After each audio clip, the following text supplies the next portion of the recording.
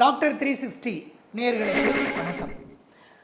இந்த சில இடங்களில் கழுத்தினுடைய பின்பக்கம், கழுத்தை சுற்றி, நெத்தியில், வாயை சுற்றி, அப்புறம் நக்கிள் பேட்ஸ் ஹேண்டுடைய பின்பக்கம், இடுப்பில், தொடை இடுக்கில், அக்கிளில் இதெல்லாம் சில பேர் கருப்பான உடனே நான் வெயிலே போகிறதில்ல, ஆனாலும் எனக்கு இந்த மாதிரி கருப்பாயிருச்சு, இது வெயிலால் ஏற்பட்ட பாதிப்பா அப்படிங்கிற சந்தேகம் பல பேருக்கு வரலாம். இது அக்காந்தோசிஸ் நிக்ரிகான்ஸ்னு பேர்.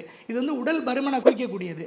உடல் பருமன் அதிகமாக இருக்கிறவங்களுக்கு தான் இந்த கழுத்தை சுற்றி கருப்பாக வரும், வாயை சுற்றி கருப்பாக வரும், நெத்தியில் கருப்பாக வரும், இடுக்குகளில் அதாவது ஆம்பிட்லையும் கிராயின்லையும் கருப்பாக இருக்கும். எங்கெங்கெல்லாம் தோல் ஒன்றோட ஒன்று உரசுதோ அந்த இடம்லாம் ரொம்ப கருப்பாகவும் திக்காகவும் ஒரு மாதிரி அருவருக்கத்தக்க ஒரு தோற்றமாகவும் ஆகிடும். இதுக்கு பேர் அக்காந்தோசிஸ் நிக்ரிகான்ஸ்னு பேர். இதுக்கு முக்கியமான காரணம் உடல் பருமன் தான். இந்த உடல் பருமன் சிம்பிள் ஒபிசிட்டி, அதாவது எந்த விதமான ஹார்மோன் குறைபாடும் இல்லாமையும் உடல் பருமன் வரலாம், இல்லை ஹார்மோன் சமன்பாடு இல்லாமையும் உடல் பருமன் வரலாம். இந்த ஹார்மோன் சமன்பாடில் முக்கியமானது நம்ம டயபெட்டிஸு, தைராய்டு டெஃபிஷியன்சி, அப்புறம் இன்சுலின் ரெசிஸ்டன்ஸ் அப்படிங்கிறது மிக முக்கியமானது. இன்சுலின் அப்படிங்கிற ஹார்மோன் நம்ம நினைக்கிறோம் டயபெட்டிஸ்க்கு மட்டும்தான் முக்கியமானது அப்படின்னு. டயபெட்டிஸ் இல்லாமல் இந்த இன்சுலினுக்கு இன்னொரு முக்கியமான வேலை ஒன்று இருக்குது.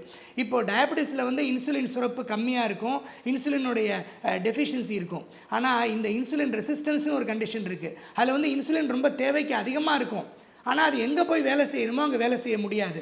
இன்சுலின் ரெசிஸ்டன்ஸ், அதாவது இப்போ நம்ம கார்லேயோ பைக்லேயோ ஃபுல்லாக பெட்ரோல் போட்டிருக்கோம், எல்லாம் நம்ம வண்டி நல்ல கண்டிஷனாக இருக்குது, நம்ம ரெடியாக இருக்கோம் வண்டி ஓட்டுறதுக்கு, சாவியும் நம்ம கையில் இருக்குது, ஆனால் அந்த சாவியை போடக்கூடிய துவாரம் அடைபட்டுருக்கு.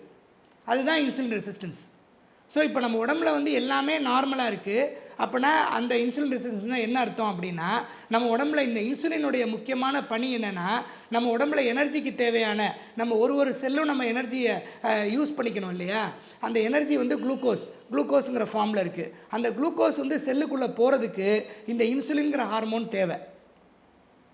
இந்த இன்சுலின் அளவுக்கு அதிகமாக நமக்கு தேவையான அளவுக்கு அதிகமாக உடம்புல இருந்தால் கூட அந்த இன்சுலின் எங்கே போய் வேலை செய்யணுமோ அந்த செல்லுலார் லெவலில் அது வேலை செய்ய முடியாமல் ஒரு தடை ஏற்படுது. அதுக்கு தான் நான் சொன்னேன், சாவி வச்சுருக்கோம், சாவி போடுற துவாரமும் இருக்குது, ஆனால் அந்த துவாரம் அடைபட்டு போட்டுரு, அந்த கீ ஹோல் பிளாக் ஆகிருக்கு. அப்படிங்கிறது தான் இன்சுலின் ரெசிஸ்டன்ஸோடைய ஒரு ஈஸியான ஒரு எக்ஸாம்பிள்.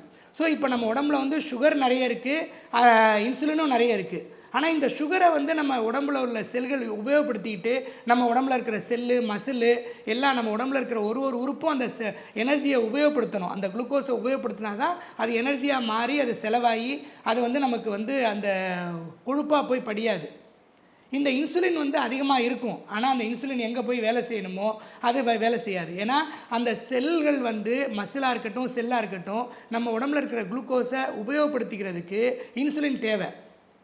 ஆனால் இன்சுலினும் இருக்குது, ஆனால் இன்சுலின் வேலை செய்யக்கூடிய இடத்துல அதுக்கு ஒரு தடை இருக்குது, அதை உள்ளே விட மாட்டேங்கிறாங்க. இதுதான் இன்சுலின் ரெசிஸ்டன்ஸ். ஸோ இப்போ இந்த இன்சுலின் என்ன பண்ணும், அதிகமாக இருக்கிற இன்சுலின், அதிகமாக இருக்கிற குளுக்கோஸை செல்லுக்குள்ளேயே அது போக முடியல, செல்லுக்கான எனர்ஜியை கொடுக்க முடியல. அதிகமாக இருக்கிற குளுக்கோஸை என்ன பண்ணும், அது கொழுப்பாக கன்வெர்ட் பண்ணி ஸ்கின் கடியில் டெபாசிட் பண்ணிடும்.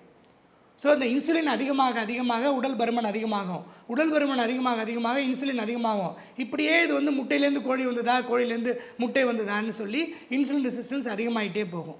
ஸோ இந்த இன்சுலின் ரெசிஸ்டன்ஸை குறைக்கிறதுக்கு முக்கியமான வழி உடற்பயிற்சி தான். உடற்பயிற்சி செய்ய செய்ய இன்சுலின் ரெசிஸ்டன்ஸ் குறைய ஆரம்பிக்கும்.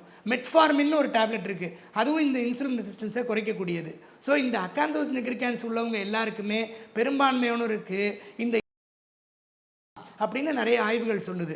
ஸோ இந்த இன்சுலின் ரெசிஸ்டன்ஸ் இருந்துச்சு அப்படின்னா அதை நம்ம ஃபாஸ்டிங் இன்சுலின் அப்படிங்கிற ஒரு பிளட் டெஸ்ட் மூலமாக கண்டுபிடிக்கலாம். அதை நம்ம அது ஃபாஸ்டிங் இன்சுலின் லெவல் அதிகமாக இருந்துச்சு அப்படின்னா, அந்த இன்சுலின் ரெசிஸ்டன்ஸ் அதிகமாக இருக்குது அப்படின்னா அதற்கான வைத்தியத்தை நம்ம செய்யலாம். ஆனால் அதுக்கு முக்கியமான வைத்தியம் என்னென்னா, அதுக்கு மருந்தே தேவையில்லை, உடற்பயிற்சி தான்.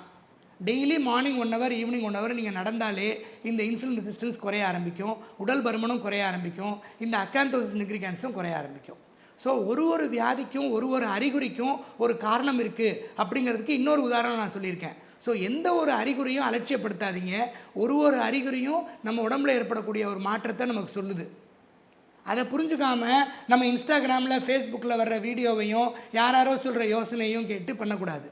ஒரு அறிகுறி நம்ம உடம்புல ஏற்படுது அப்படின்னா உடனே அதுக்கான தகுந்த மருத்துவரை போய் பார்க்கணும். தகுந்த மருத்துவர் யாருன்னு தெரியல அப்படின்னா நம்ம குடும்ப மருத்துவரை போய் பார்க்கணும். ஒரு குடும்ப மருத்துவர் அது என்னன்னு கண்டுபிடிச்சி அவரால் முடிஞ்சால் அதை சரி செய்வார், இல்லைன்னா அதுக்கான தகுந்த மருத்துவருக்கு உங்களை அனுப்புவார். இது மிக மிக முக்கியமான விஷயம்.